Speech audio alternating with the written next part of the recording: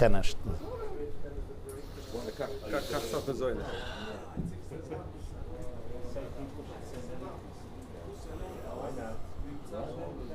Ah?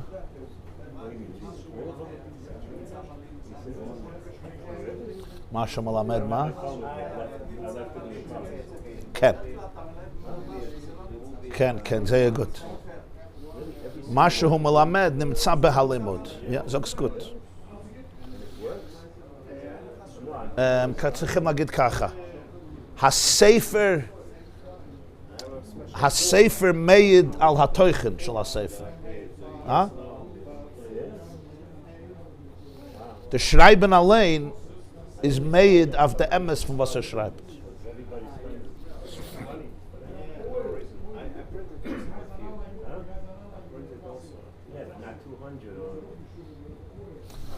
Das Pnimi ist die Menschen, ist doch keine Falschkeit. Wir können das nicht gefunden, das.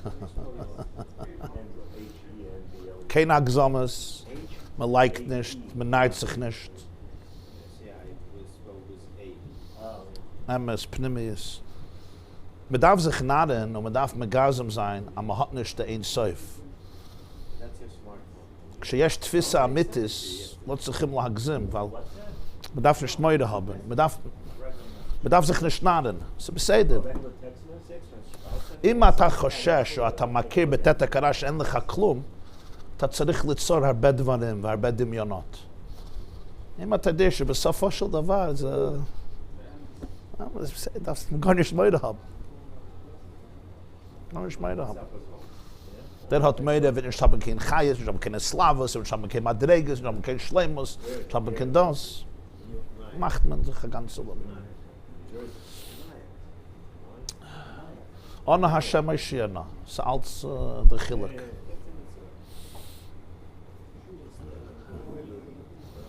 Okay.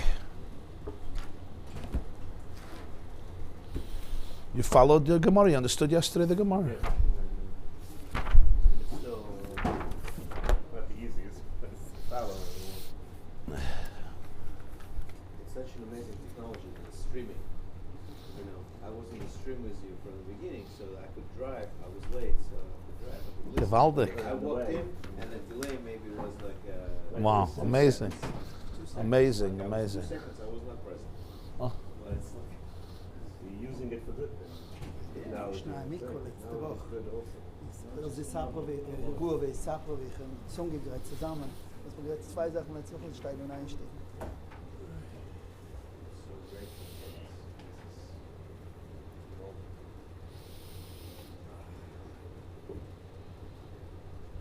Der Mann, der Sachen mit der Fond gerät, nicht hier vor Levels, in der Schneidung. Ein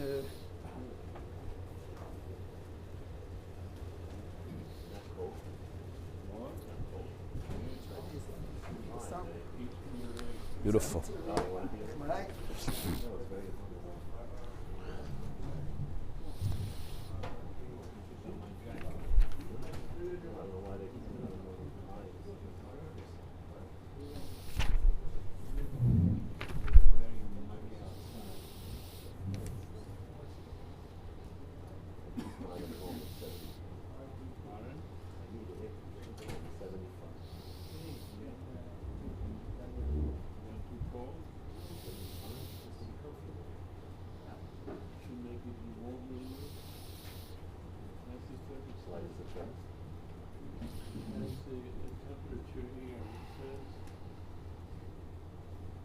If it was this temperature during the winter, we'd be turning the heat on. Oh, I know. That's what I'm saying. I keep mine at 74.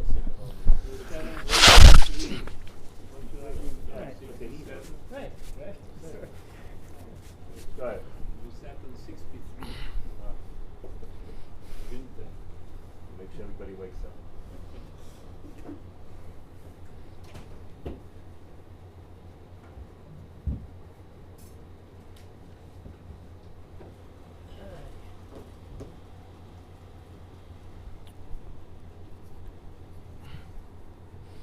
Daf Tesvav Amud Beis.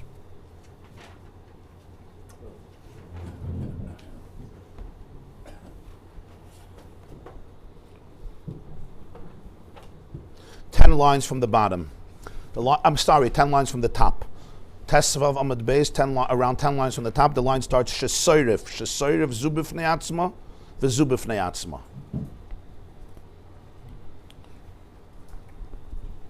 The Gemara analyzed at length the explanation of Rish Lakish in the name of Bar Kapara.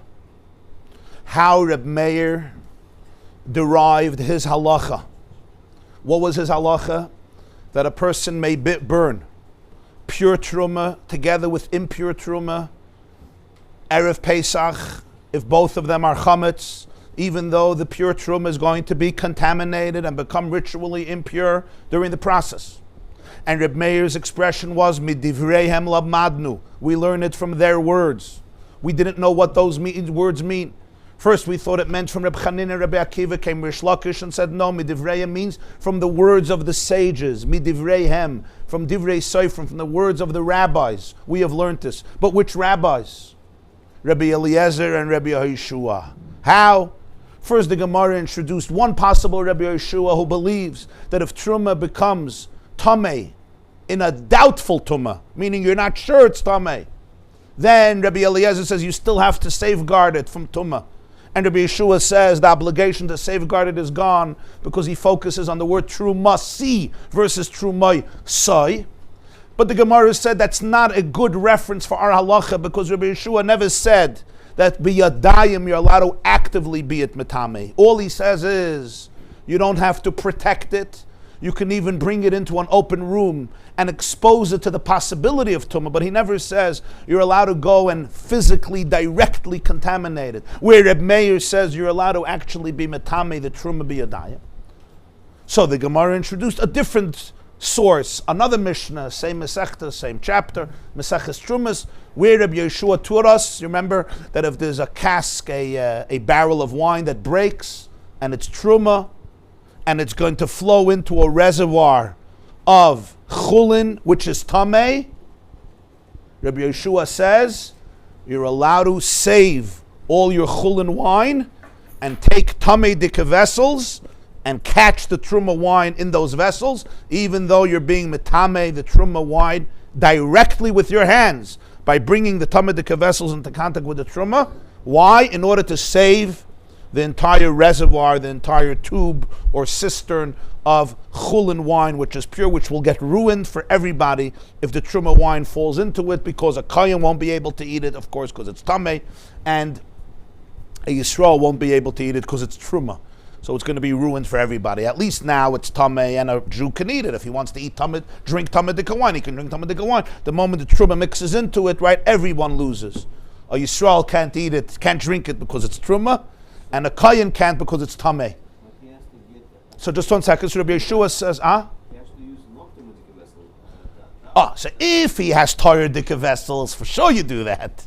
For sure you have to do that. And even if he has one Torah Dika vessel and he can only save a few ounces, let's say you have one Torah Dika cup and you could save only a few ounces of Truma, you have to do that. But if you don't have, so the only option is, do you let it flow on its own and become Tameh by the laws of gravity, or you're Metameh it? Rebbe Lezer says, let it flow into the reservoir and become Tameh on its own and be Metameh all the Chulin. Rabbi Yeshua says, no. We want to protect a Jew from a loss of money, and therefore we let you be metame the truma b'yadayim. How could you? The Torah says you're not allowed to. The Torah says you're not allowed to. How can you make these financial calculations? The answer is, because Rabbi Yeshua holds that since it's anyway going to be lost, this truma is not going. Now it could still be drunk. You could still drink it.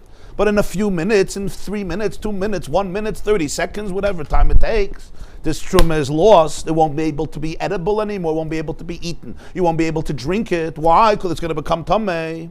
So Rabbi Yeshua holds that on that truma that is destined to be disqualified from eating, it's going to be lost to the mitzvah. There's no obligation to protect it. There's even permission to make it tameh. The whole issur of making it tameh doesn't apply anymore. Why? Because he believes that since in reality it's going to be lost anyway, it's not going to be eaten, you could already be it metame now. This is a good source for Reb Meir. Since it's Erev Pesach, It's in the morning. It's going to be burnt. I don't have anybody to eat it. It's going to be burned. If I have somebody to eat it, of course you give it to somebody to eat. You don't be metame. It's going to be burned. It's going to be destroyed. And it will not be able to be eaten because it has to go into a fire. So what's the halacha? I could be at metame. No such thing as selling truma to a guy. No. You don't have to sell it then. No. You don't have to burn him. No. So he's not, Fakert, you're not allowed to. you can't sell. You're going to be makshal a guy with truma. There is a problem with the case. And the case is like, if it didn't start to drip into Chulin, then you can put the tumadik vessels from the beginning. But if already started to drip, if truma started to drip into Chulin, we're already at loss. It's useless to put the tumadik vessels now because that Chulin is already. You're right. If it already fell into the chulin, it's useless. Why should you be at metame? Right. So the question is, if It it's didn't about yet. to drip, Yeah, it's if about. to drip, and then you put it Yeah, in, yeah. then It's you about. sell your You're own- saving, yeah? Don't save Of the exactly. truma, but you save the Exactly. But Exactly. the question is, how is this case is possible? Because it looks like the case was that it's already started to drip. That's why we're looking for. No, it broke. The barrel broke. Yeah, But it start didn't start dripping. It's- Or maybe there's still a flat surface. I mean, you know, you could, oh, you mean maybe there's a it's flat still surface. coming. Maybe Starting to go. you got your 3 minutes or your 40 You need seconds. to divert basically the Yeah. flow. And if you can divert the flow into, you know, a big keli, you have a big garbage can or whatever it is, but it's a tamadika keli. You have this big metal or whatever keli. It's tameh. You're going to get all the wine. You'll save your reservoir of tamadika wine, but you're going to be metame your truma. And Rabbi Yeshua says yes. Rabbi Eliezer says you're not allowed to. And the halacha is like Rabbi Yeshua.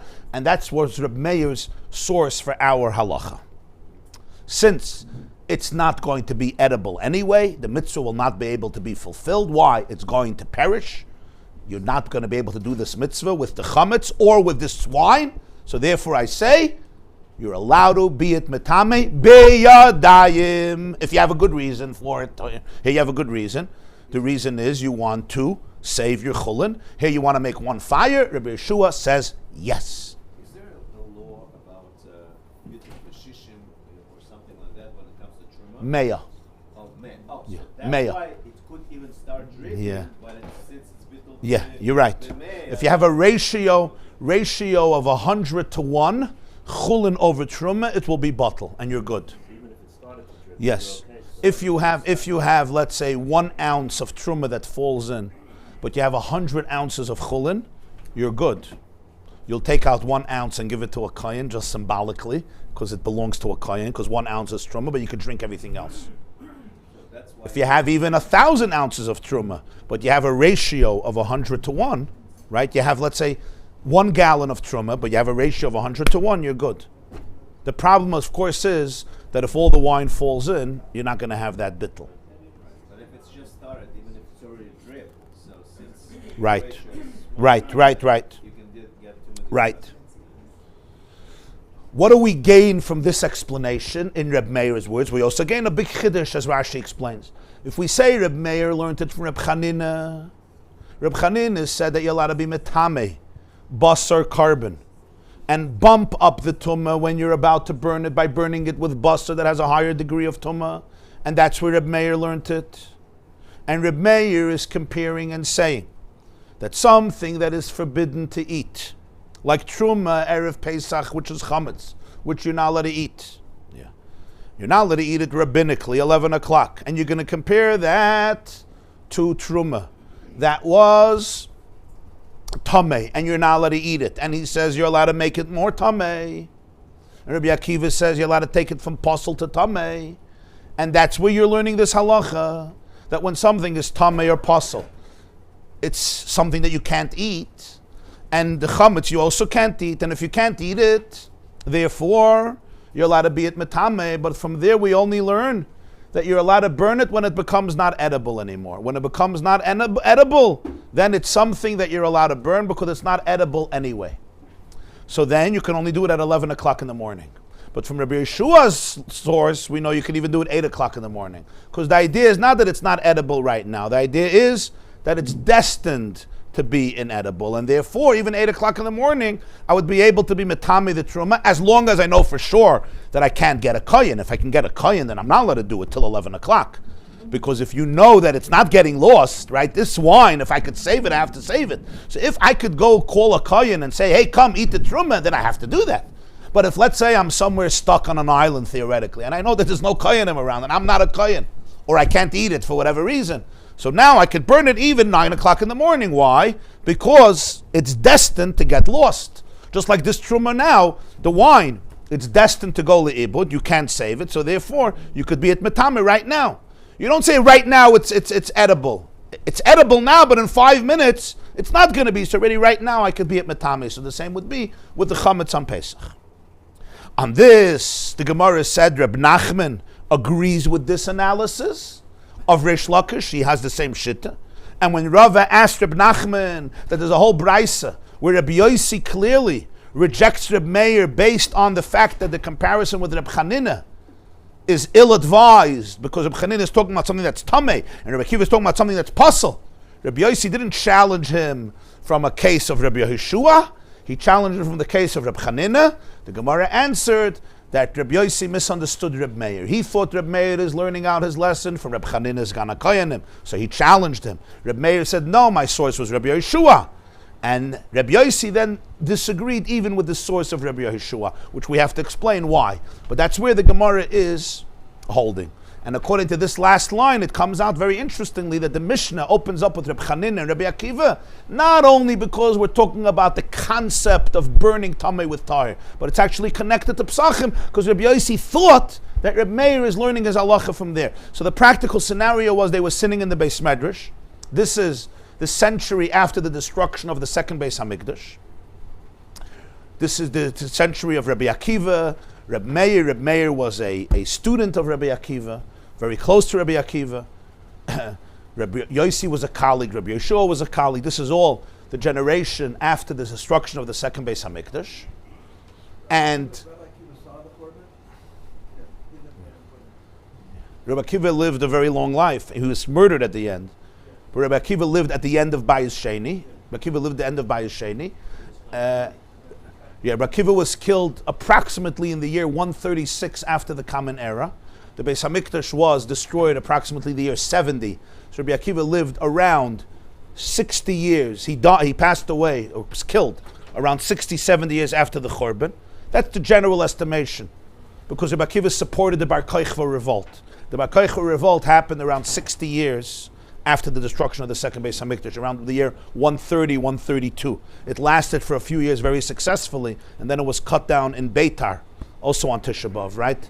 The last stand of the Jews against the Romans was cut down on Tisha B'Av in Beitar, and the Jews of Beitar was slain, Bar Kochva was killed, and Rabbi Akiva was one of the great sages who was killed. He goes into the list of the Asar Rigei Malchus. So he lived already at the end of the era of Bayis Sheni, so he saw the second Beis Hamikdash. It was already the end of it.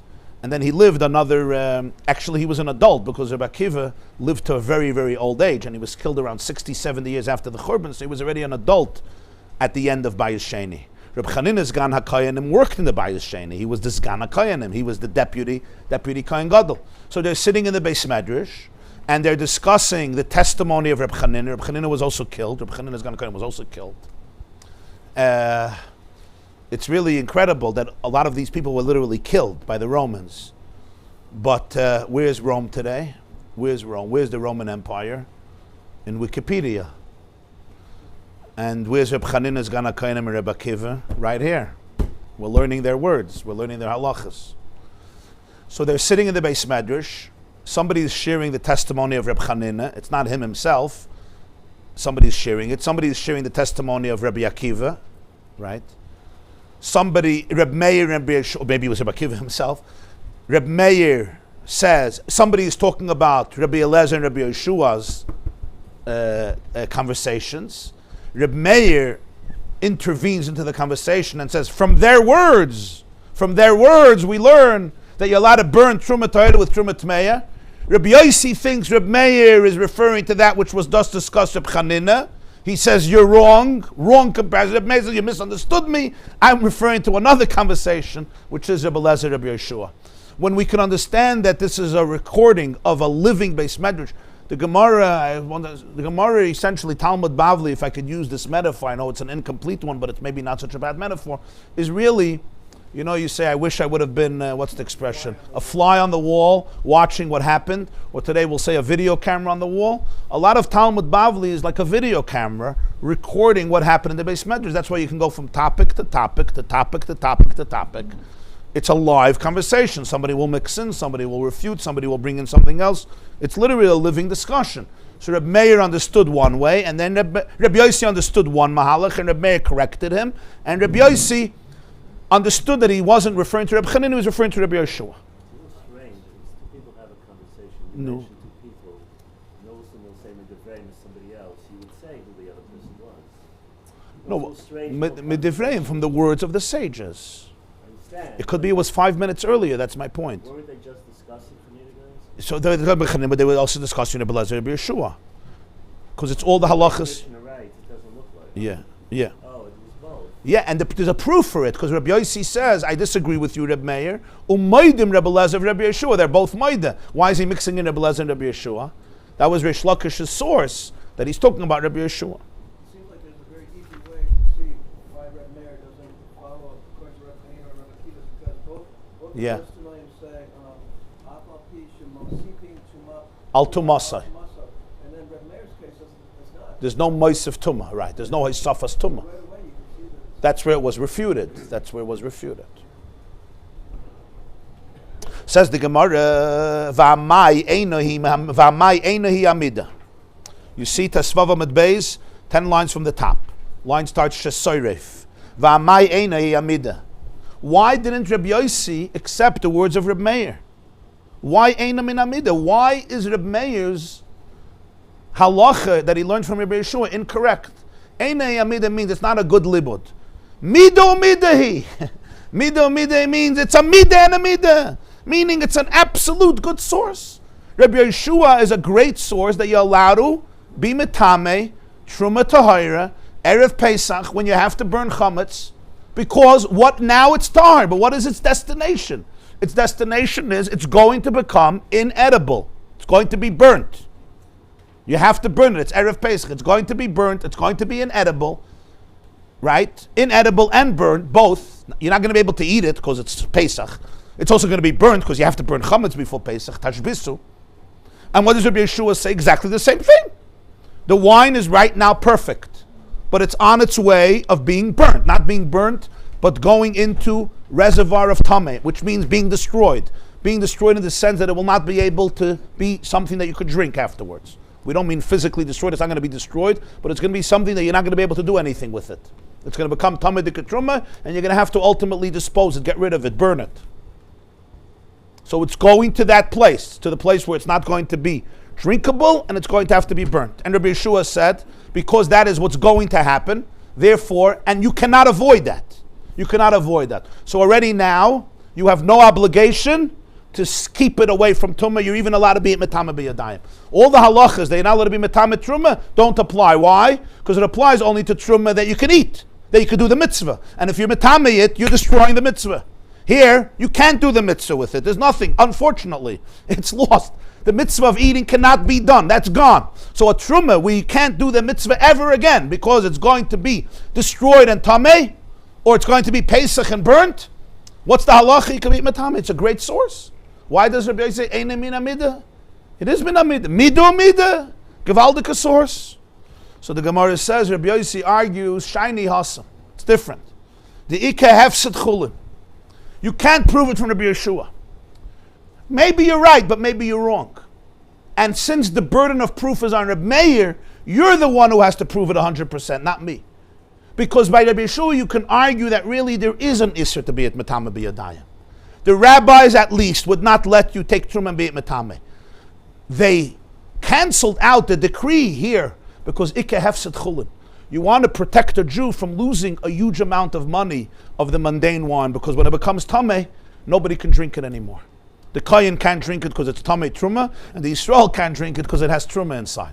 So you're done, hefset chulin. They did not want a Jew should lose so much money, and that was always a consideration of the Chazal, to protect the financial interests of people, and therefore they let you be metame the truma. But here, there's no hefsid. Okay, one second. Certainly not that hefsid. So Rabbi Yeshua will say, you're not allowed to be metame truma Torah. Now Rabbi Meir might say, you're wrong. Rabbi Yossi says, the burden of proof is on you, not on me. You're the one who's being mechadish that you could take pure truma and contaminate it. Even though you have no big hefsid, nothing, you're not going to lose a lot of money. Make another fire. Still, you say you're allowed to do it. And you're bringing a proof from Rabbi Yeshua, you don't have conclusive proof. I can argue that Rabbi Yeshua is matir over there, midirabanan, to do it because there is a hefset. In other words, Rabbi Yeshua agrees that minat Torah, you're allowed to be at metame. Because if he would hold it minat Torah, you're not allowed to be at metame, a hefset wouldn't cancel out that issur. He holds that minat Torah, you're allowed to do it. But midirabanan, he may hold that it's forbidden. The reason it's permitted over there is only because there's a big hefset, a big loss of money involved.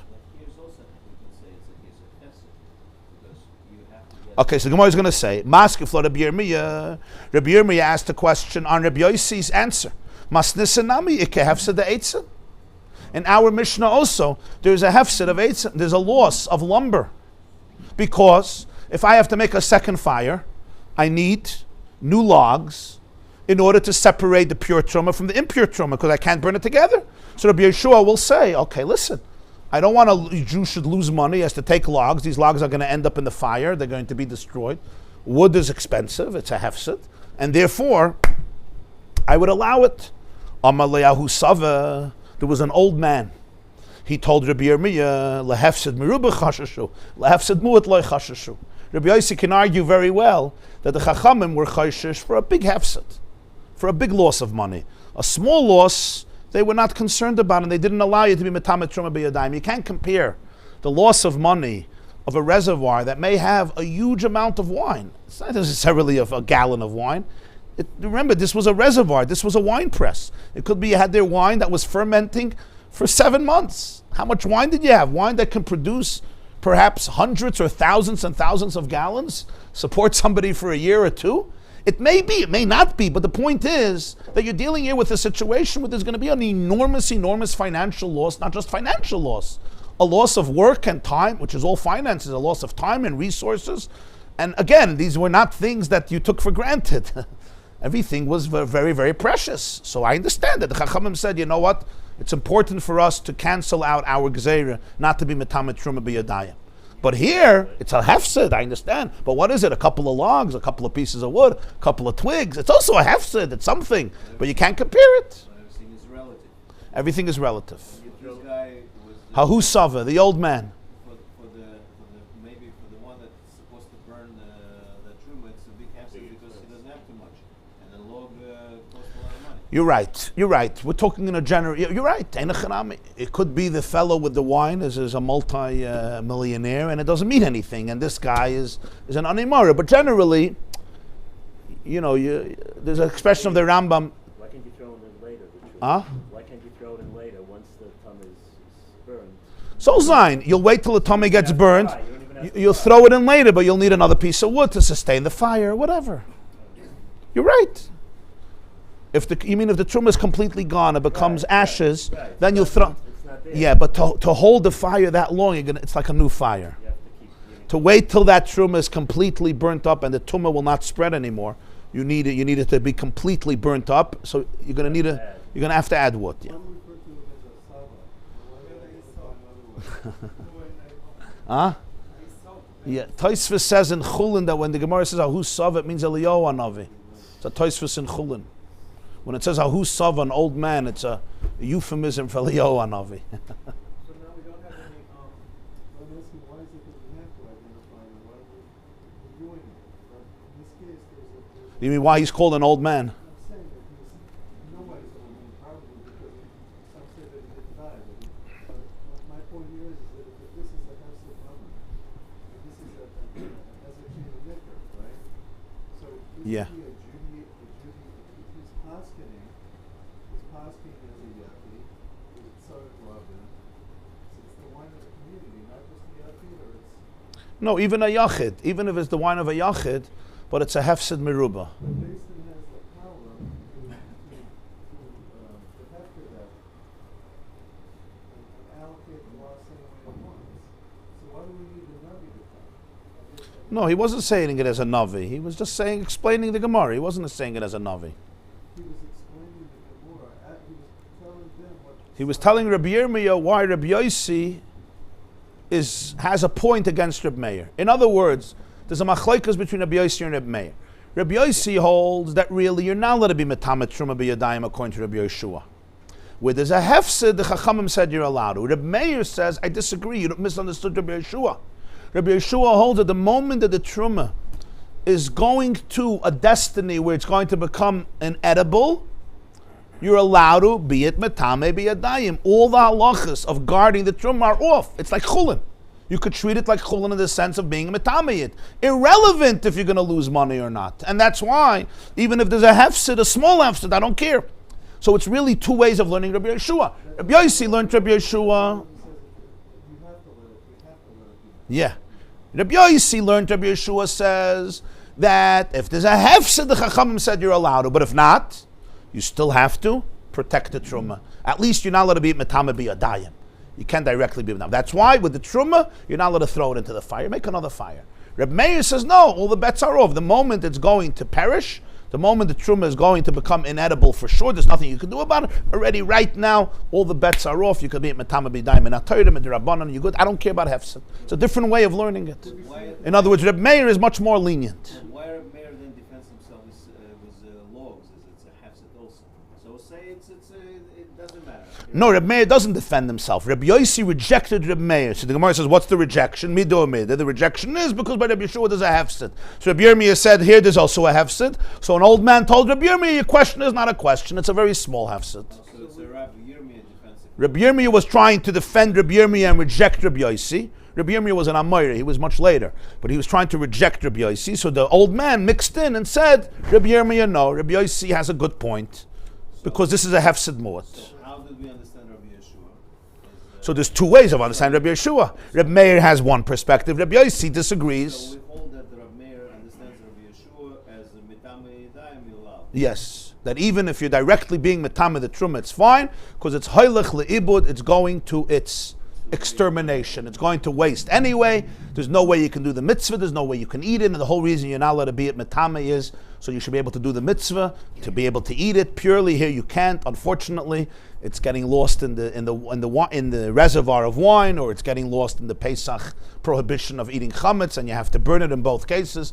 And therefore, both halachically and practically, it's going to be inedible. Halachically, because you're not allowed to eat chametz on Pesach, you're not allowed to drink tamidik truma, and practically, both of them are going to be burnt. So on every level, this is becoming inedible, both physically and halachically, it's becoming inedible, spiritually and physically, and therefore in this case, all the requirements are down, even if you directly are metame. This is the shit of Reb Meir, which Rabbi Yossi disagrees with. Is the chametz the same level? Is it rabbinic tuma? Yeah, you have to say it's rabbinic. Then in the case of the wine, it's also. No, over there could be both, even if it's even if it's deraisa. Still, you don't have a matching of, Right. of the level of tuma midrabanan versus midraisa. Yeah, that. That's in case of wine, there is no tumah. It's a case So of I'm saying the case of the truma of wine following from the system. It could be the tumah was minatayr also. By them, midrabanan or minatayr. They're not busy with. Right, they're not busy here. The point is, I could take a keli that's tameh. It sounds like even if it's tameh minatayr and be mitame the truma. Even if it's not, he doesn't say only if it's a tumah derabanan. Any keli that's tameh and it's going to be mitame the truma. Let's say the keli is a rishon. Let's say the keli touched a dead mouse, right? And it didn't go to the mikveh. So this keli is a rishon, and when I catch the wine of truma is becoming a sheni. So it's going to be metame the truma. There's no two ways about it. Nonetheless, I'm allowed to do it according to Rabbi Yeshua. Rabbi Eliezer says you're not allowed to do it. Says the Gemara, So Midivraham, Reb Meir. So it's good from Midivraham from Rabbi Yeshua. So Midivrei means from Rabbi Yeshua and Rabbi Eliezer. From the one interpretation. Yeah, the reason he says Midivrei is because, as we learned, whenever there's an argument between Rabbi Eliezer and Rabbi Yeshua, in Tumah and Tar, the halacha was like Rabbi Yeshua. There were a few exceptions. I think that says that there were 4 things they paskin like Rabbi Eliezer and Taris. But the rest of it, the halacha was like Rabbi Yeshua, so that's why Midivrei since we accept Rabbi Yeshua over Rabbi Eliezer, I know that I could burn this truma, but Rabbi Yossi disagrees. But the local is like Rabbi Yossi. Rabbi Yossi, so it's not Yeah. like Rabbi Both of Yossi, the wine is falling into a sewer, let's say. you're not allowed to be in the Tama, right? According to the B'yosi, if there's a hefsid meruba, if the No, there's no hefset. If it just goes to waste. then nobody holds you allowed to be mitama. Why? Oh, you're saying Rabbi Yeshua. It doesn't help anything. What are you going to try to What are you trying to gain? What I mean, Instead of going to sewer, it goes it's all zayin, yeah. I mean, if it's going into a sewer, but it's not going to affect anything else, so what do you have to be mitama for? Stam, I mean. You understand? Here, there's a real question. It's going to become tummy on its own, or you could make it tummy. But when it becomes tummy on its own, it's going to create a tremendous financial loss. Hefsed berub. Amar Reb Asi, Amar Reb Yochanan. Reb Asi said in the name of Reb Yochanan, till now we explained Reish Lakish and Reb Nachman's perspective on the Mishnah. Now Reb Asi quotes Reb Yochanan with a whole new insight into the Mishnah. Machloikes b'sheish, aval b'sheva divrei hakel surfen. I want you to know the debate between Reb Meir and Reb Yossi was only about the 6th hour. Let's say sunrise is 6 o'clock and midday is 12 o'clock, just for simplicity purposes. The Machlokes is 11 o'clock in the morning. The rabbi said, burn chametz an hour earlier because they were afraid for confusions, right? So therefore they said 11 o'clock. That's the debate. If I burn chametz 11 o'clock in the morning, can I burn the truma that is pure with the truma that's impure? Aval b'sheva. But if I delay the burning to the 7th hour, meaning 12 o'clock p.m., then divrei hakel sarfen. Everybody, including Rabbi Yossi, holds you're allowed to burn pure truma with impure truma. Why? This is a new chiddush of Rabbi Yochanan. He says the whole argument was only when there's a rabbinic obligation to burn, not when there's a biblical obligation to burn. Because he holds that since at 12 o'clock, biblically you have to burn chametz. In other words, biblically it's inedible. So then Rabbi Yossi holds it has the same status like Tameh Dikatruma. That's the chiddush of Rabbi Yochanan. Rabbi Yossi holds that if you're not allowed to eat truma biblically, it's just like saying it's tameh. Just like you could take truma tmeya and touch it to truma tmeya because it's tameh already. Here too, if it's inedible, it's like tameh. Why? Because what's the reason that if it's tameh, you could be at metame more? The point is because the tumah is not doing anything; it's already tameh. So Rabbi Yochanan holds that if biblically it's inedible, so even though it's tahir dikatruma, but since you're not allowed to eat it anymore, so if you're not allowed to eat it, he holds it's pointless to guard it because you anyway can't eat it. So therefore, I don't care if it becomes tameh. It's treated just like tameh dikatruma, even though it's not. It's pure. So b'meila erev Pesach 11 o'clock. Rabbi Yossi argues. Why? Because 11 o'clock, biblically, you can eat it. So if I metame it, what am I doing? I'm making truma that's pure, ritually impure and inedible. But that's only 11 o'clock. 12 o'clock, let's say you don't do anything. What happens with this truma? Nothing. You're not allowed to eat it. You have to burn it. Huh? It's not possible, it's not tummy, but he holds you allowed to be at metame because it's like tummy. That's the vart of Rabbi Yochanan. So it's a chiddush of Rabbi Yochanan that the whole machloikus is only the 6th hour, not the 7th hour. In other words, Rabbi Yochanan, your teufus, Rabbi Yochanan is saying that truma tmeya and truma that's inedible are identical. In the 7th hour. Huh? In the 7th hour. In the 7th hour, because the 11th in the 6th hour it's edible. It's edible biblically. So from a biblical perspective, I'm taking good truma, I'm throwing it into a fire, and I'm being a metame. How did you do that? It was good. Eat it. Oh, I can't eat it because the rabbi said I'm not allowed to eat chametz at 11 o'clock. That's your problem. What do you want from the truma? Min ha-Torah, the truma was good truma, and you impurified it. You contaminated it, and you were allowed to eat it. You weren't because of a rabbinic prohibition. But min ha-Torah, you're allowed to eat it. So min ha-Torah, there's a problem of being metame it because it's edible. But 12 o'clock, also Torah says you're not allowed to eat it. So if Torah says you're not allowed to eat it, I didn't take truma that I can eat and be at metame, because Torah says 12 o'clock you're not allowed to eat chametz anymore. It's awesome in Torah, tashbisu, you have to destroy it. So if Torah says it's inedible and you have to destroy it, then Rabbi Yossi would say, I don't care if you metame it. It's already like tameh. For all practical, what's the difference of tameh and inedible? Tameh means it's tameh. What's tameh? You're not allowed to eat it. Chametz 12 o'clock. It's not tummy, but it's inedible. You can't eat it. You're not allowed to eat it. You have to burn it. So it's the same thing. In other words, there's nothing you can do with it. You can't eat it. You can't do a mitzvah with it. So there's no point to protect it. So therefore, you can. You can burn it in the same fire? So you can burn it in the same fire according to everybody. That's Rabbi Yochanan's shit. Tummy is a status. It's not the fact that you can't eat it. It's a certain status that it has. So how does it compare to say it's punished because you can't eat it? It's a different. It's a different thing.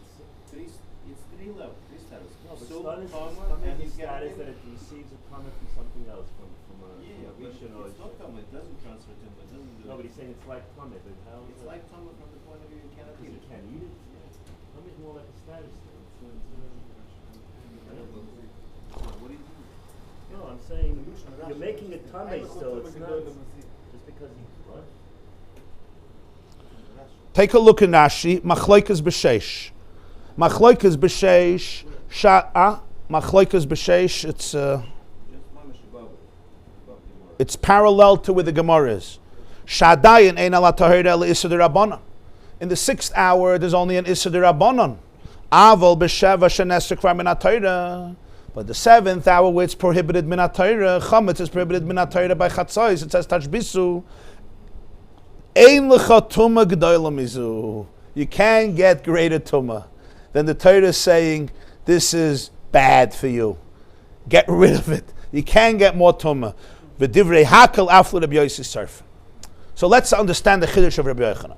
You could say a different mahalach, which actually in the beginning of the sugya, that was the mahalach that we accepted, which is why we had a problem with learning Reb Meir from Reb Chanina. You could argue that tumah and isur are not the same reality. That's what you're saying. Tumah and isur are two separate things, not like Rashi is saying. You could say like this. Isur means it's inedible. I can't eat it, right? But it's pure truma. I just can't eat it because the Torah says I can't eat it. I got it. But the meat is not the truma is not tummy. It's not impure. It's pure. It's beautiful. In other words, an hour ago you could have eaten it. If it wouldn't be Pesach now, everybody, a kohen can eat it. It's just now because of the time I can't eat it. But the bread is pure. It's pure. Tummy means it's not pure. It's tummy. There's a din of tummy in it, right? If a carbon touches it, it's going to become tummy. Or puzzle, however you want to define it. Right. Tummy, so you could argue, you could look at it in two ways, and it's not so clear how you look at it halachically. Let's go both ways. You can argue that the fact that something is not roy to eat, it's not roy for the mitzvah, doesn't allow you to be metame it. It's true I can't eat it, you're right. But maybe there's a mitzvah not to be metame truma, even if you can't eat it. In other words, you have to understand, why does the Torah say I should keep my truma pure? I could say for two reasons. One is practical, because I want you to eat it. That's it. I would love to see you eat it, and if you make it impure, you won't be able to eat it. What would be the ramifications of that? If I anyway can't eat it, make it impure. Right? Or you could say, no, the Torah wants that this is sacred, it should remain sacred. If you can't eat it, okay. I wish you could, you can. But you're not going to make it impure. Torah says you have to protect truma, you have to protect truma. That would be a big difference. So if it's tamei already, it's tamei. The infection is there. So maybe it can be meisif tumah because it's already, the infection is there, so to speak. I'm just calling it an infection. I don't mean tumah is an infection. But if it's not tamei, even though I can't eat it, I can't make it tamei. That's one way of looking at it. That's why the Gemara initially refuted the idea that Reb Meir learned it from Reb Chanina, because Reb Chanina is talking about tamei. Rabbi Yochanan, however, introduces a new concept. Rabbi Yochanan says that's not the case. Tumah and Isur are identical. If the Torah says you can't eat it, Rashi says you can't get more tumah.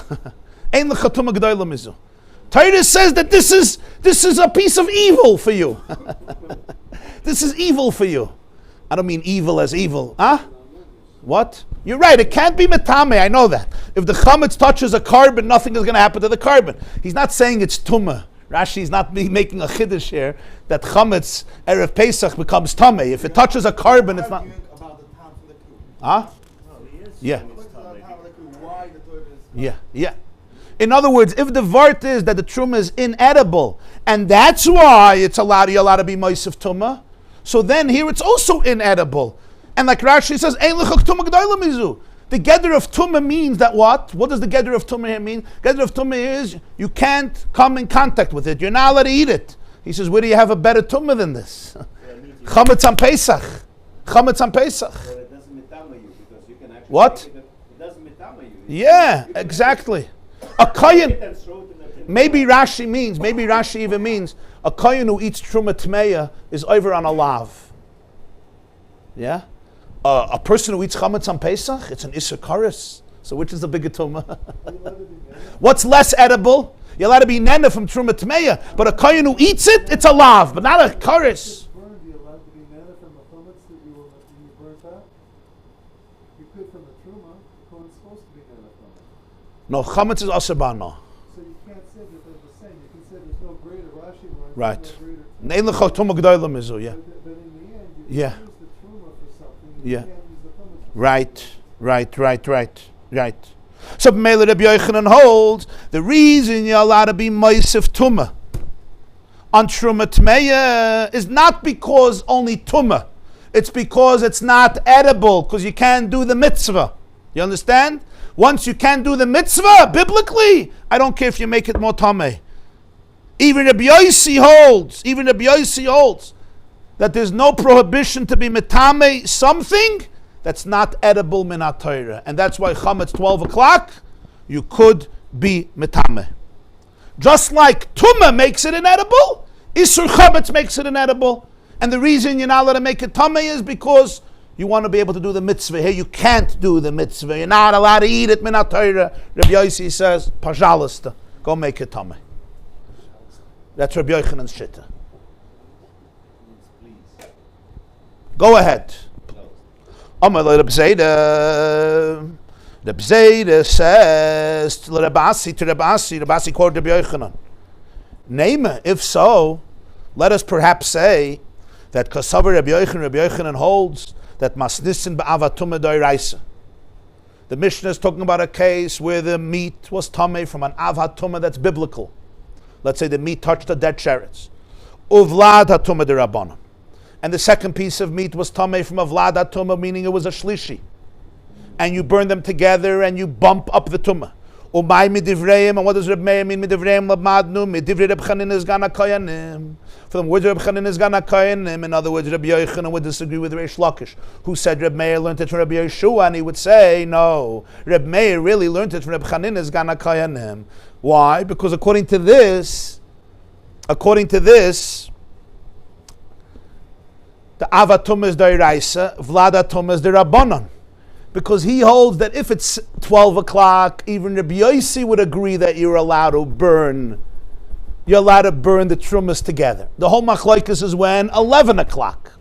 11 o'clock, it's only rabbinically prohibited. So perhaps Rabbi Yochanan, you have to say, he learned Reb Meir from Reb Chanin's Gana Kohen. And he learned that Reb Chanin is talking about that one meat was Tamei D'Rabbanan. It was a Shlishi D'Rabbanan. When you put it in the fire, it gets upped one level by touching the other basa, which was a rishon, so it becomes a sheni. And since it was tamei d'Rabbanan, it means biblically it was edible, because it was tamei only d'Rabbanan. Only rabbinically it's inedible, and nonetheless he says you're allowed to make it tamei, right? Even though biblically it's edible, Reb Chanina would say you're allowed to make it tamei. So this is where Reb Meir learned his halacha, that 11 o'clock you're allowed to be metami truma, even though the truma is tired, because rabbinically it's inedible. And that would be enough. And Rabbi Yossi would argue with that.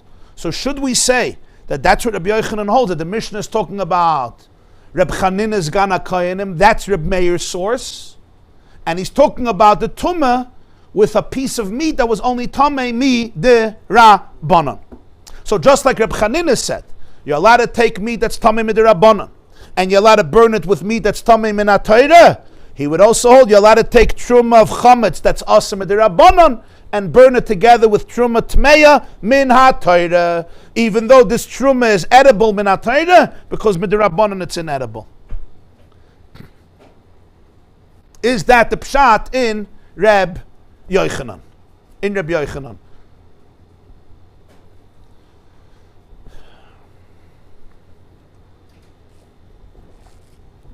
And And that's why Rabbi Yochanan said that the machlokes is only about 11 o'clock, not 12 o'clock. This would make a lot of sense. Why is the machlokes only 11 o'clock, not 12 o'clock? Because 11 o'clock, rabbinically, it's inedible.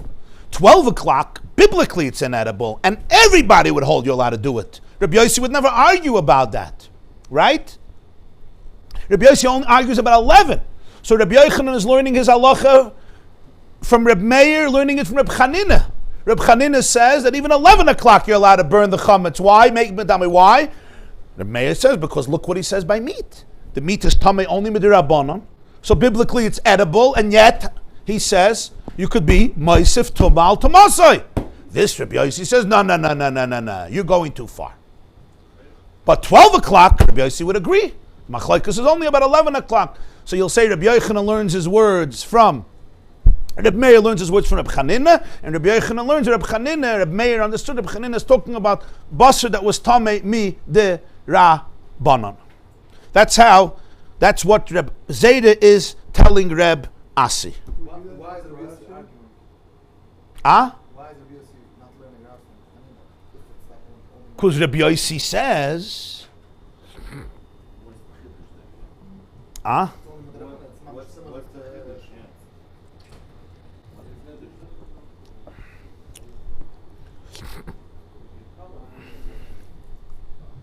Can we do that next Rashi when you're through? yeah, let's take a look at Rashi. Let's take a look at Rashi. Name Kasav Rabbi Yochanan, the Masnisa, the Reb Chanina, bevlada Tumah de Rabbanon. The Mishnah is talking about Avlada Tumah de Rabbanon. Reb Meir minei Aleph, and Reb Meir learns it from there. Reb Meir learns it from there.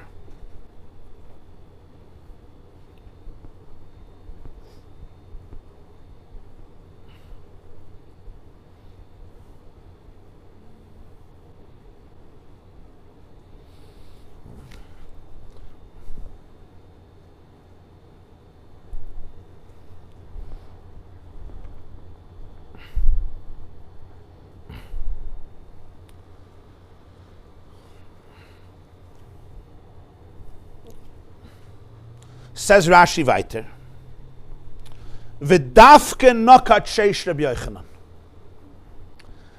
And according to this, Reb Zayda is saying Rabbi Yochanan meant only the 6th hour, only 11 o'clock. Umishum de isalei isa de Rabbanon hu taima de Reb Meir. Only because it's inedible rabbinically, it's rabbinically prohibited. Aval bola sofer b'chamish v'arba. What if you want to burn it at 10 or 9? Moider Reb Meir the ain't surfing. I've afagav the soifel leibud. It's anyway going to be perished. It's going into a fire. But the lav mit Reb Yeshua kayalef. He's not learning it from Reb Yeshua. The time mit Reb Yeshua semishum hefset chulin. Perhaps Reb Yochanan learns you could never learn it from Reb Yeshua because Reb Yeshua only said you're allowed to make truma tameh if it's going to be a huge financial loss. But here there's no huge financial loss. So if you would learn it from Rabbi Yeshua, you could say even 9 o'clock in the morning you could be at Matama. But he's not learning it from Rabbi Yeshua, he's learning it only from Reb Chanina. And Reb Chanina says it has to be inedible. 9 o'clock it's edible. 9 o'clock it's good truma, it's edible. There's no isur on it. How could you destroy it? How could you make it tameh? How could you make it tameh? 11 o'clock it's inedible. 9 o'clock it's edible. You're not allowed to make it tameh. 9 o'clock it's edible midrabanan too. No, 11 o'clock it's inedible midrabanan. So Reb Chanina says, then I could learn from Reb Chanina that what? You told me that basar that's tamei midrabanan, I could bump up. Here it's inedible midrabanan, I could make it tamei even with a tumah d'oraisa. Because the truma tamei is d'oraisa. But 9 o'clock in the morning? Sorry. Rabbi Yeshua was only talking about hefsed. So when Rabbi Yochanan said the machlokes is sheish, he means sheish, 11, not 9, not 10, not 8. Why is Reb Zayda asking this question? He says, "Oidilma Rabbi Yochanan nami Reb Meir mit Rabbi Yeshua Yalef." Maybe I'm wrong. Maybe Rabbi Yochanan holds that Reb Meir learns it from Rabbi Yeshua. The time of the Reb Meir lav mishum isura de rabbananhu. And Reb Meir doesn't believe you're allowed to make a tummy because it's inedible rabbinically. Even 9 o'clock, 10 o'clock, you're allowed to make a tummy because he holds like Rabbi Yeshua that if it's going to be destroyed, even though now it's edible, you're good. V'hadu kamer Rabbi Yochanan sheish urcha demol sanakat. When Rabbi Yochanan said the 6th hour, he was just using common language. He meant before the 7th hour, but even the 5th hour, the 4th hour, the 3rd hour. So Rashi is saying the whole plot. When Reb Zayda asked Reb Asi, does Rabbi Yochanan believe Reb Meir is learning it from Reb Chanina? It's very big deal, because if he's learning it from Reb Chanina, it's sheish, only 11. If he's learning it from Rabbi Yeshua, it could be 9, 10. So why would Rabbi Yochanan say machlokes b'sheish? He just means machlokes is before the 7th hour. By the 7th hour, everybody holds you could be at Matame. Even Reb Yosi. The machlokes is b'sheish, or b'chamesh, or b'arba, or b'shalosh. Or no, Rabbi Yochanan means sheish, only sheish, because he's learning it from Reb Chanina. That's the vart.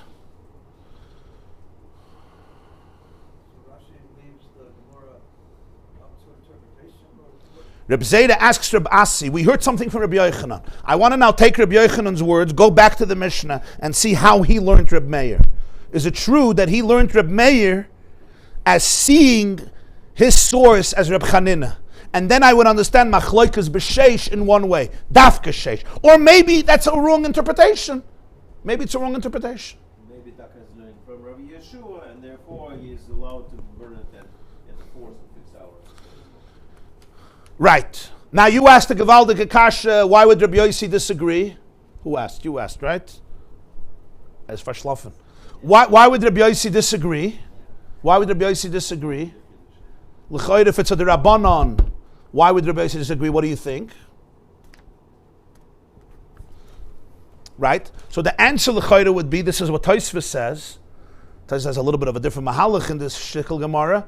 Tosfos says that's the whole focus here. Rabbi Yossi learns Rabbi Chanina was talking about Tumah b'Deiraisa. Rabbi Yochanan holds it was talking. Rabbi Meir holds it talking about Midirabbanon. So Rabbi Meir has a source. Rabbi Yossi doesn't have a source. No, Rabbi Meir holds that the basar was Tamei Midirabbanon, and therefore, when Rabbi Chanina says you're allowed to burn it with basar that's Tamei Minat Torah, it shows you that if it's inedible Midirabbanon, you can already burn it. You're good. That's Rabbi Meir. Rabbi Yossi says, how do you know? Maybe it was Tamei Midiraisa. Maybe it was Tamei Midiraisa. That's how you're allowed to do it. And therefore, Truma, Erev Pesach, that's only Midirabanan. I don't agree. That would be the vart here. But I'll call upon him. This is Rabbi Yochanan's Chiddush. Amar lei, Rabbi Asi told Rabbi Zayda you're right. That's exactly how Rabbi Yochanan learns the Mishnah. He learns the Mishnah that we're talking about Rabbi Chanina's Gan HaKoyanim, and therefore Machlokes is B'sheish. So Rabbi Zayda asked Rabbi Asi, is it true that Rabbi Yochanan believes Rabbi Meir's source was Rabbi Chanina's Gan HaKoyanim? And as Rashi learned it, and that means Sheish is precisely. Or like Rabbi Yeshua, and that means Sheish is not precisely. Or I added another interpretation and then from Tosfos, that the question is he learning a dafka from Rabbi Chanina? And that's why the issue is the Rabbanon versus Minat Torah. Reb Meir says even rabbinically, if it's inedible, you could be at Matama. Why? Because it's rabbinically inedible. And therefore, I can't do the mitzvah anymore. And that's what he learns from Reb Chanina, that rabbinically it's Tameh, and you could be at Matame. Why would Rabbi Yossi disagree? Rabbi Yossi holds Reb Chanina is maybe talking about basar that's Tameh Minat Torah, and you're allowed to bump it up one level. How do you know that it's basar that was inedible only Midirabbanon? And therefore Truma Erev Pesach you can't learn, because Truma Erev Pesach 11 o'clock is inedible only Midirabbanon, but Minat Torah it's edible, and therefore you're not allowed to be at Matame. So he answered, you're right, he's learning it from Reb Chanina, and therefore Machlokes is only B'sheish. Itmar Nami, we have a source for this. Amar Rabbi Yochanan said, this is a new, Reb Zayda didn't know about this. The Beis Medrash said, Rabbi Yochanan said, Masnis in our Mishnah is talking about Avatuma D'Oraisa, Uvlad Hatuma D'Rabbanan. O Mai Medivreim, Medivrei Reb Chanina's Gan HaKoyanim, O Machlokes B'sheish, Aval B'sheva Divrei Hakel Sarfin. A clear statement that Rabbi Yochanan said all this. The Mishnah learns it from Reb Chanina's Gan HaKoyanim, the Machlokes is B'sheish, B'sheva everybody agrees you could burn it, and Reb Chanina believes that it's talking about, Reb Meir believes that Reb Chanina was talking about Tumah D'Rabbanan. Perhaps we have a great support for Rabbi Yochanan from the following brisa, which we actually quoted earlier. Hapigul v'hanoiser v'hatame. Beis Shammai oimrim ein nisrofen ka'achas. Beis Hillel oimrim nisrofen ka'achas. You have three types of meat that have to be burnt. Pigul. You remember what pigul is? Pigul is that when I was doing the carbon, I had in mind to do the avodah in the wrong time. For example, I'm going to eat the meat in a week. I'm going to sprinkle the blood tomorrow or tonight. Remember three rules. When you shech the carbon, the blood has to be sprinkled by sunset, not later. The fat has to be consumed by the morning. The eating has to be done by next night. Okay, so you have three different halachas. The blood always has to be the same day till sunset. Yeah. The eating could be today, tonight, and many carbonas even another day. In other words, I have till tomorrow sunset. Unless it's a carbon that I have only today and tonight. And the burning of the fat on the mizbeach could be done today and all night till the morning. Hektar chalavim ve'evarim could be done throughout the night. Pigul means in any of these I thought I'm going to do it in the wrong time. I'm going to burn the fat tomorrow morning. I'm going to eat it in 3 days. I'm going to sprinkle the blood at midnight. That makes it pigul. To eat it is kares. It has to be burnt. The Chachamim also said it should be tameh, but not biblically. Noiser means you actually leave it over. You leave it over physically. Pigul is you had a thought to leave it over. Noiser is you actually leave it over and you have to burn it also. The Chachamim said it's tameh, but it's not tameh. And tameh means it's actually tameh. All three meats have to be burnt. You're not allowed to eat any of them. They have to be burnt. The difference is the third one is biblically tameh, and the first two are not biblically tameh. So Beis Shammai says do not burn them together. Why? Because you're going to take pigul and noiser and be it metameh min hatayra. You're going to make it tameh. You're not allowed to make it tameh. It's tameh midrabanan. It's only tameh midrabanan, but not min hatayra. So you're not allowed to bump it up in the same fire. Beis Hillel oimrim nisrafen ka'achas. You could burn them all together. Rabbi Yossi brought this machlokes earlier in the Brisa to refute Reb Meir. What did he try to say? He tried to say that Beis Hillel only lets you be metame biyadayim pigul and noiser. Why pigul and noiser? Because pigul and noiser are inedible min hatayra. Beis Shammai says you're not allowed to, but Beis Hillel says they're inedible min hatayra, so you're allowed to. But truma, which is asr only midrabanan, 11 o'clock, you wouldn't be allowed to. So what do we see from here? Rabbi Yossi brought this brisa earlier to refute Reb Meir. The Gemara quoted it earlier on the top of the page. How does this brisa refute Reb Meir? It's support for Rabbi Yossi that you're not allowed to burn truma tahira with tmeya on Erev Pesach. How is it a support for him? Because even Beis Hillel, who's lenient, he says you could burn pigul, noiser, and tameh. But all of them are inedible min hatayra. But truma tahira, 11 o'clock, is edible min hatayra. So perhaps this is a great support for Rabbi Yochanan. That Rabbi Yossi would agree for Rabbi Yochanan about Rabbi Yossi. Rabbi Yochanan said that Rabbi Yossi would agree that 12 o'clock you're allowed to be matama the truma when you burn it. I have a great proof. Rabbi Yossi brought Beis Hillel as a support for him. I like Beis Hillel. What did Beis Hillel say? You're allowed to burn pigul, noiser, and tameh. Why? You're making it more tameh. You're bumping up the tumah. The answer is because it's inedible biblically. To quote Rashi, "Ein lecha tumah g'dayla mizu." It's like chametz, 12 o'clock. Pigul is chametz. It's also kares. Pigul is chametz. So who cares if it's tameh? You're not allowed to be a metameh because it's holy. It's holy that you can't eat. Who cares? Be it metameh. Great proof to Rabbi Yochanan, because Rabbi Yossi brings this as a proof to refute Reb Meir. Pigul and noiser, yeah. Truma tahira, no. Why not? Why pigul better? Why is pigul worse than chametz? The answer is because 11 o'clock you're allowed to eat chametz. Biblically. But you're not allowed to eat pigul. You understood? So this is a great proof for Rabbi Yochanan. L'chayra, a great proof for Rabbi Yochanan. In other words, the Gemara understands that the reason Beis Hillel is being matir, the joining together of these three meats, is because it's inedible. That's the vart. It's not roy to do the mitzvah. You can't eat this carbon. Sorry, you're not allowed to. It's noiser, it's pigul, and it's tameh. It's being burnt with tameh.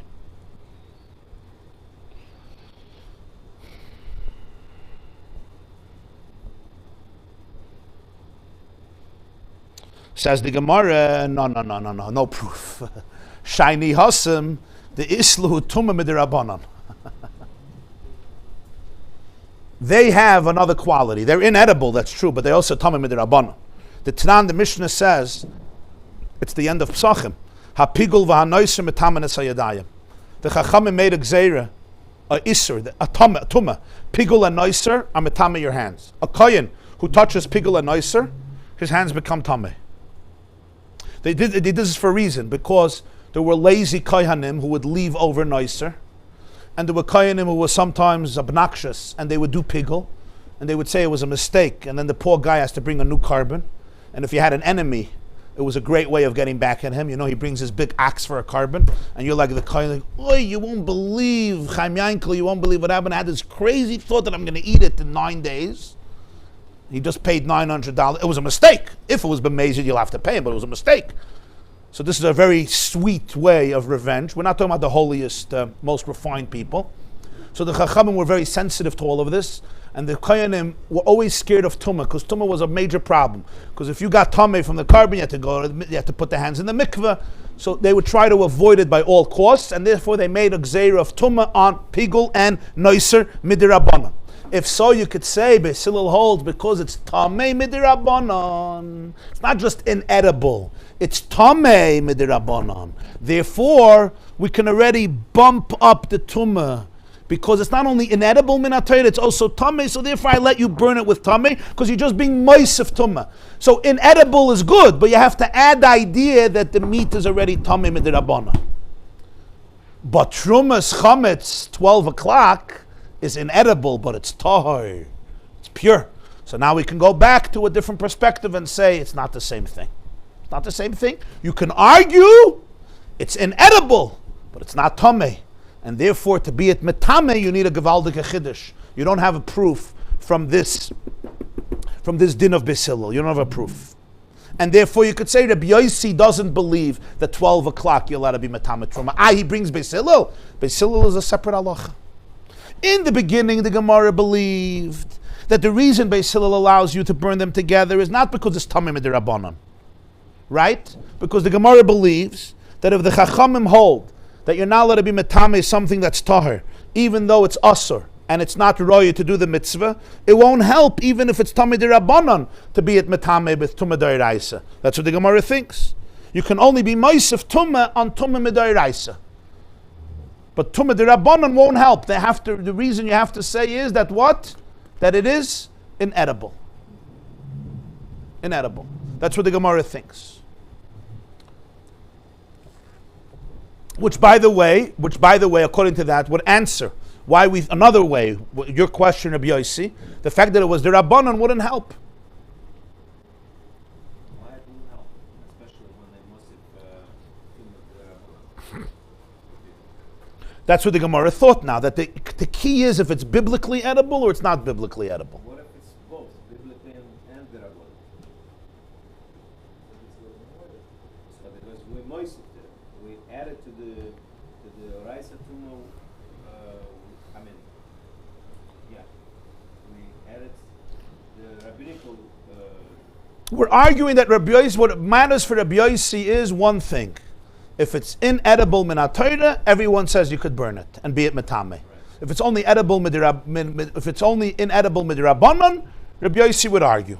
Yeah, that's Rabbi Yochanan's point, and he wants to bring a raya from Beis. We want to bring a raya from Beis Hillel, and Rabbi Yossi supports this. Rabbi Yossi brings this as a proof to him. So he says you can't bring this as a support because Beis Hillel there was some tumah, but here there's no tumah at all. So therefore you can't be conclusive that Rabbi Yochanan would be right. It's not like we thought that if there's a takana of the Rabbanan not to be metame even kodesh, that's not roi for the mitzvah, it would be usher to metame even if it's a tumah de Rabbanan. No, the Gemara says maybe there's a takana that if it's a tumah de Rabbanan you could be at metame.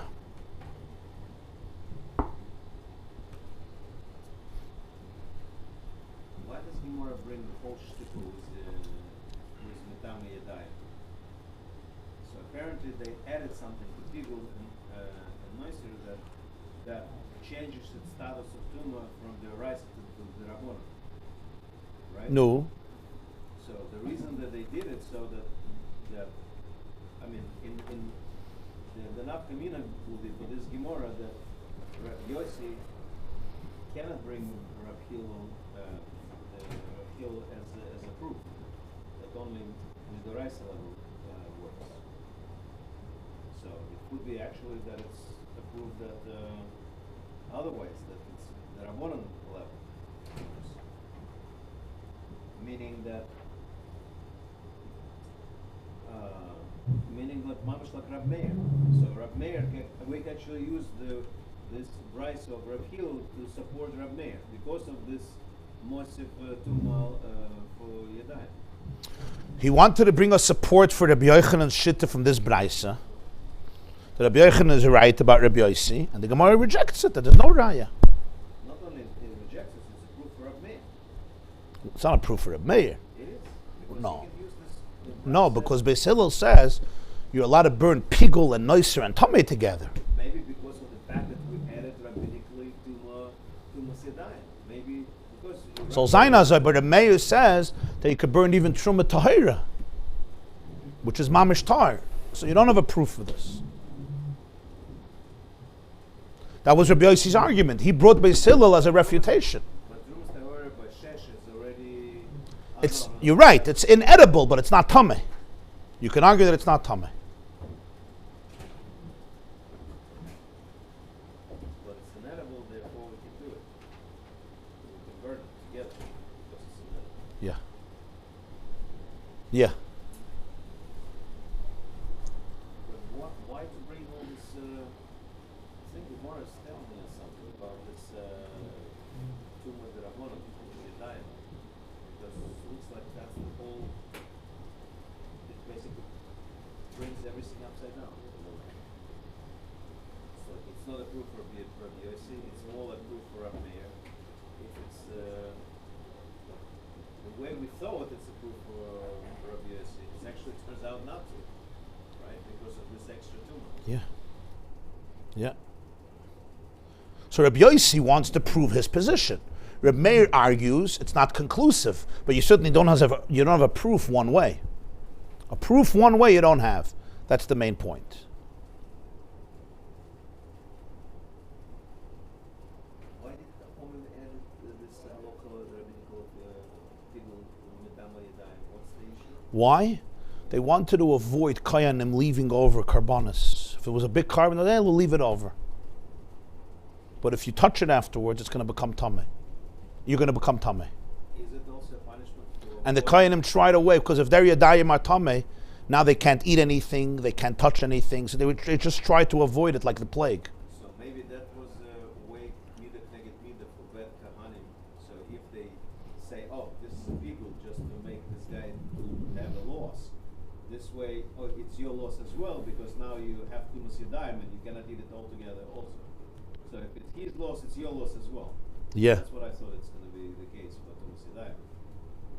So that way, to prevent Kohanim to be malicious in a way. You don't have to go to the mikveh, right? Only clothes on the hands.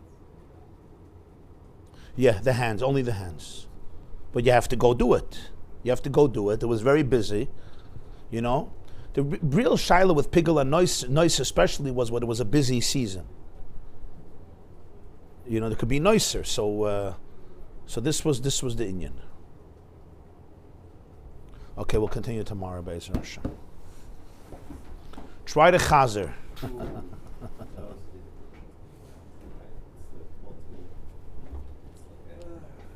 the whole stack of things. Each of them. Tomorrow we'll finish this sugya, and then the Gemara goes off to a new sugya. So, Be'ezer Hashem, bli neder.